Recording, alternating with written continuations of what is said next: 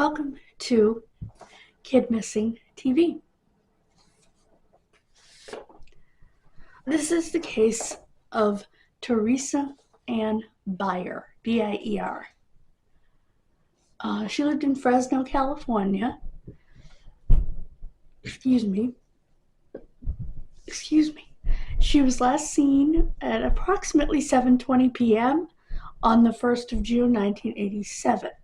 She was on a camping trip with Russell Welch in the Sierra Nevada mountain range. His nickname is Skip. They camped in the area of Shut-Eye Peak, 25 miles northeast of Bass Lake. He was 43 years old at the time.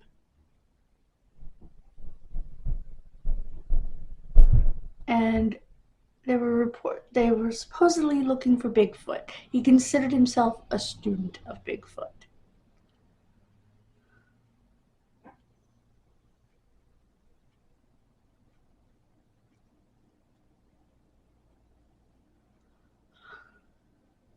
Okay. Now, Theresa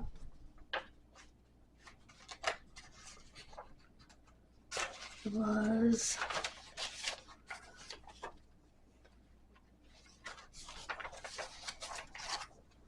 here we go. 16 years old. She was wearing a white t-shirt, blue jeans, and sandals with laces.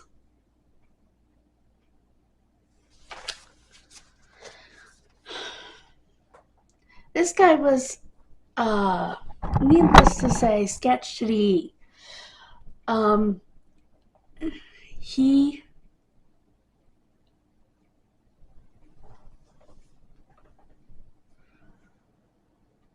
was charged with child endangerment in September, 3 days before it was supposed to go to trial. The charges were dropped.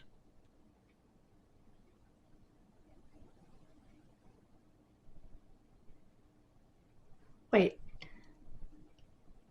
And they had offered to recommend a 1-year sentence if Welch signed a waiver allowing them.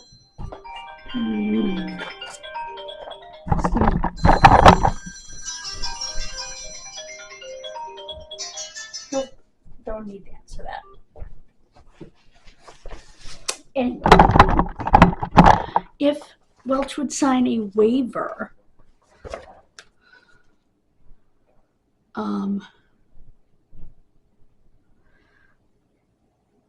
allowing them to go forward with murder charges if Theresa's body were located, but Welch refused. What kind of a deal is that? That doesn't make any sense to me whatsoever. He didn't have to sign a waiver. If her body is found and he's a killer, he's gonna be charged. He doesn't have to allow them to charge him.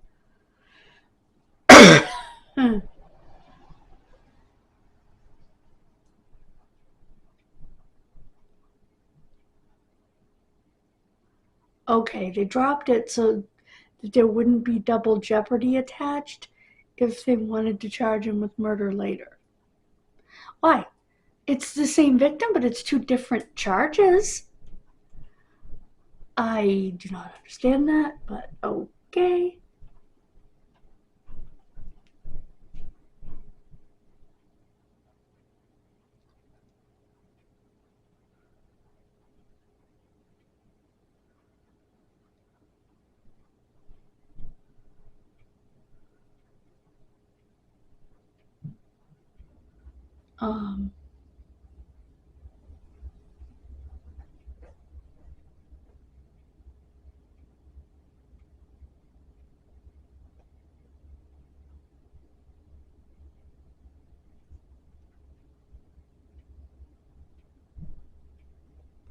Okay, Theresa was severely abused when she was little, to the point that her mother wrapped her leg around the crib until it snapped. And she was also beaten by her mother, breaking several ribs. Her mother had some mental issues. Social services took Theresa and her sister.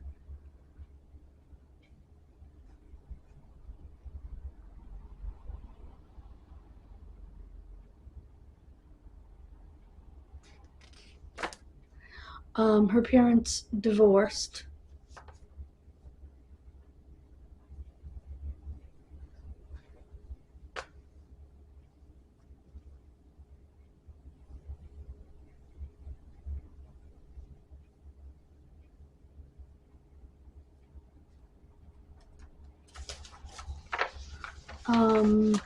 The father did remarry,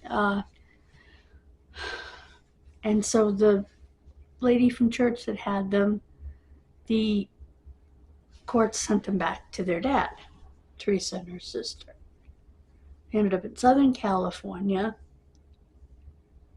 Both he and his new wife worked as janitors, and supposedly Margie would lock the refrigerator, have lunch, and not feed any of the kids, including her own.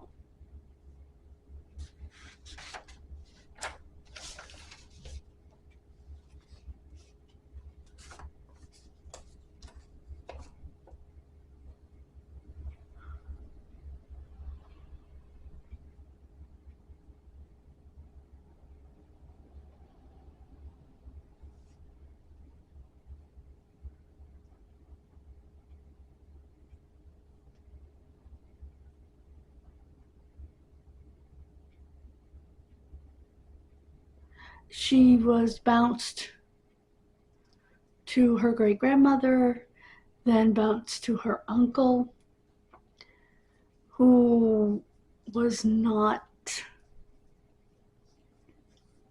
the best choice. Cops knew him by a street name, Blind Johnny.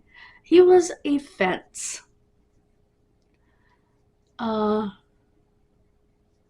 He had 2 young sons and a wife when he took Theresa in. He also had a 17-year-old girlfriend named Tammy, who often stayed at the house. This girl grew up with it was terrible. She became very, very withdrawn. Really?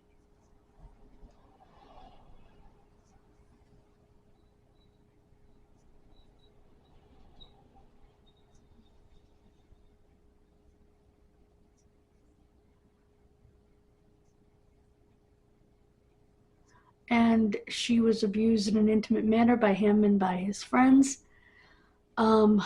His wife was a freaking prostitute. And she took Theresa and her 2 boys and left Theresa with her 2 boys while she turned tricks. Special.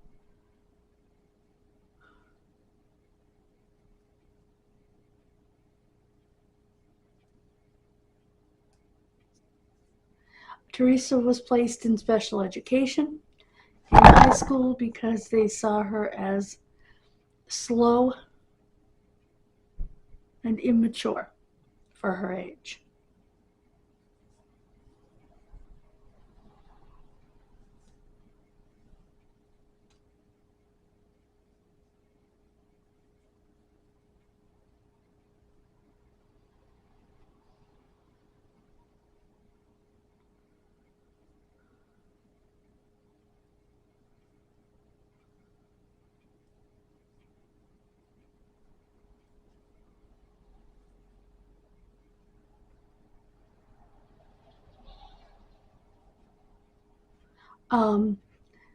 Now, Welch, or Skip, was a meth addict and was, as we mentioned, obsessed with Bigfoot. He had Theresa on the pretense of taking her to school. He did not. They went up to the Sierra Nevadas.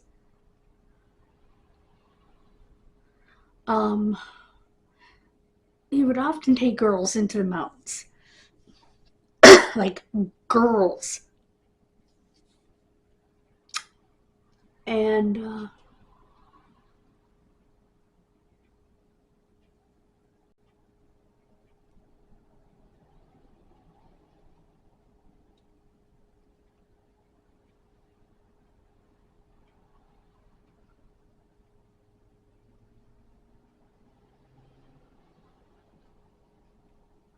He had brought another girl named Michelle up to the mountains, but she brought two large male friends with her because she didn't trust him. Later that night, she believes to have been drugged. She was screaming someone was going to kill her and almost fell off a cliff, but one of these men saved her. By mid-morning of the day that Theresa was supposed to go to school, the police called Johnny, and he told them she was sick. He lied because he wanted to handle the matter on his own.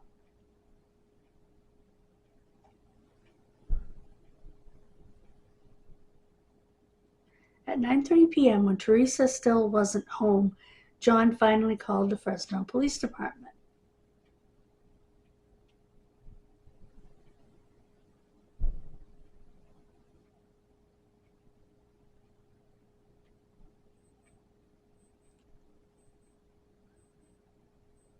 They found Skip's car on the 5th, parked by a trailer park near the town of North Fork, which is a small town in the foothills of the Sierra Nevadas, which is a gateway to the Shut-Eye Peak area of the Sierra National Forest. Skip had driven down from the mountains to the residence of his friend Dorothy Davis, who lived right behind that trailer park. She says he was very upset and high on something when he showed up.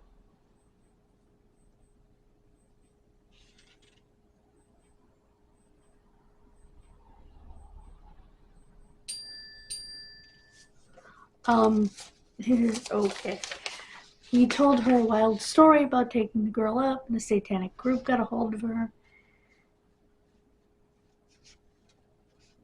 and physically changed her into something all white looking. Okay, dude.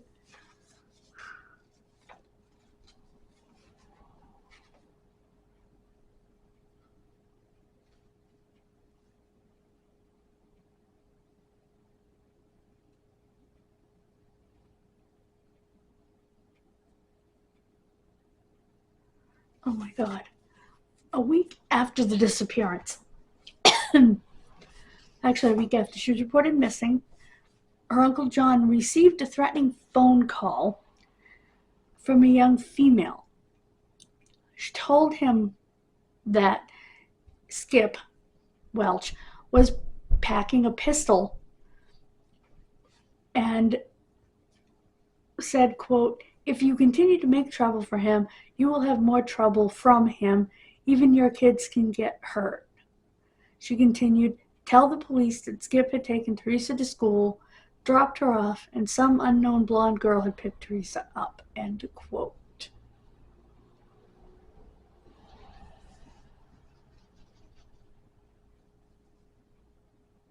And when the police picked him up at his mother's house in the Sunnyside section of Fresno, he tried to tell him he dropped her off at school. Police weren't buying it, of course.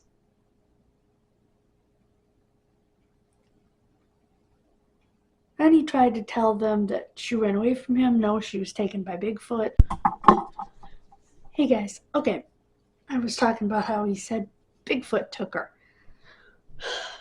Even if you believe that Bigfoot is a real thing, which I do, I personally think it's remnant populations of Gigantopithecus, the largest ape to ever walk the earth. Just my opinion. Because there's definitely something out there, and I happen to believe that's what it is.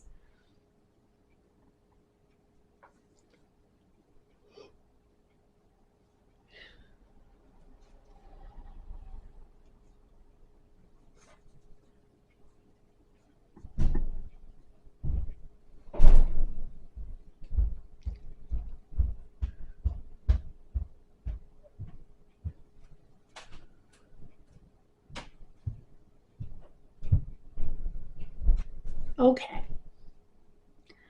Finally, he took authorities to their campsite. What they found Beyond a small grove of trees, along Browns Creek, was a smoldering fire. It appeared to be somewhat damp, so they tried to put it out. The burnt area was 3.5 feet approximately by 8 feet. 3.5 feet wide by 8 feet long. That's a big fire. There were blankets that were put up, and they were in a certain formation. There was a camera, a purse, an off-white bra and t-shirt. Pictures of the countryside. Pictures of the countryside along with pictures of Welch playing guitar as he's sitting by what appeared to be the blanket that was in the grove area. There were also pictures of Theresa.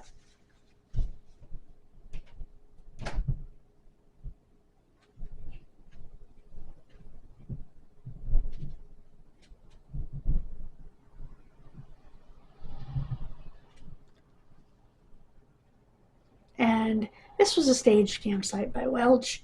Police figured out that the actual camp was probably about 20 miles away in Ghost Canyon.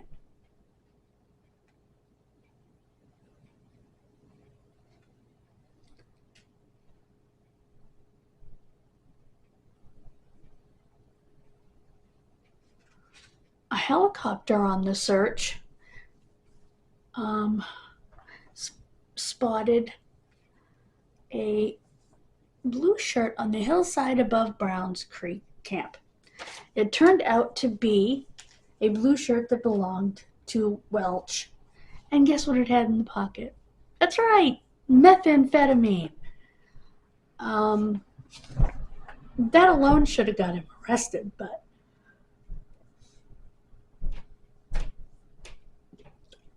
excuse me.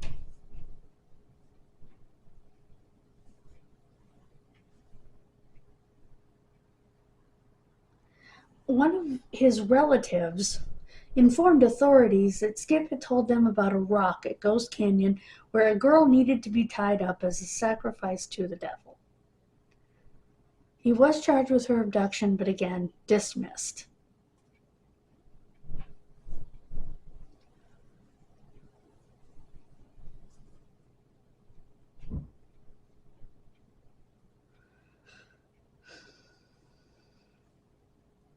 And there were no clues at Shut Eye Peak. Theresa was 5 feet 5 inches tall, 110 pounds.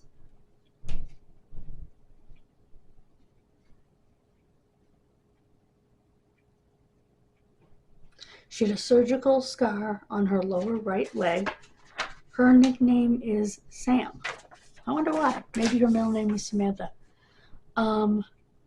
Skip died in March of 1998 at the age of 54, coronary artery disease.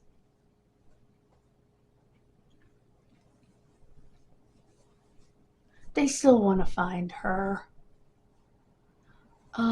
If you have any information, please call the Fresno Police Department. 559-621-2541 case or 559-621. Wait a minute.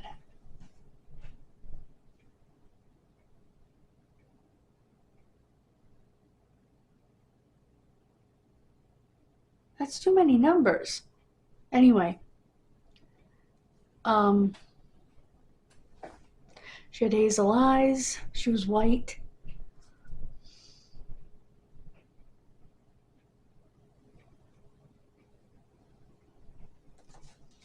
Brown hair.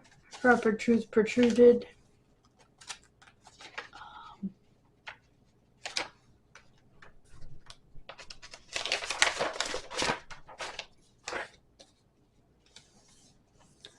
I have another number for the Fresno Police Department as well. Again, it's strongly believed that he did something to her. He's now dead. I would keep interviewing his family and friends to see if any of them have the answer. Because he had to have told someone. He just strikes as that type of person. I've got a better number here for the Fresno police.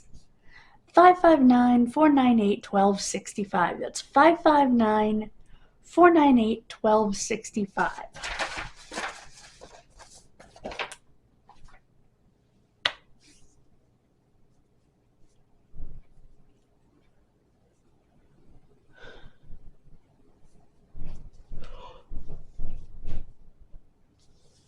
Excuse me.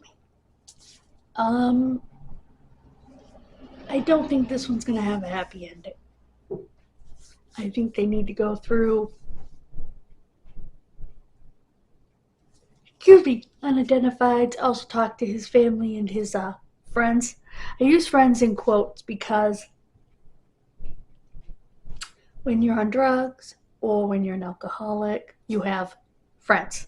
Friends that want to be with you because you'll buy them drinks, you'll have a good time with them, or you'll supply them with drugs and have a good time with them. They're not real friends. That's why I say friends. And if you got clean or sober, they'd be gone. So,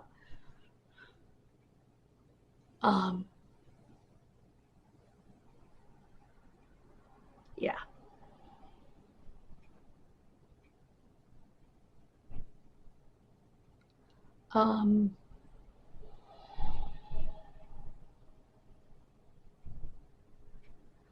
So, I think that's what they need to do. And they need to make sure that her family's DNA, however screwed up her family is in the system.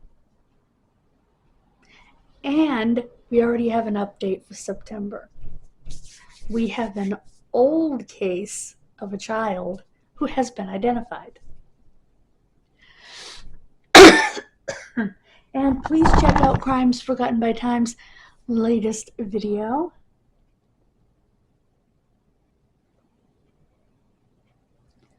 On the Olenchuk case out of Maine. I've also done a video on this case. And I'm so glad somebody else has. So, because we both look for the obscure cases. Cases out of Maine are the most obscure. Because there aren't that many, you know? And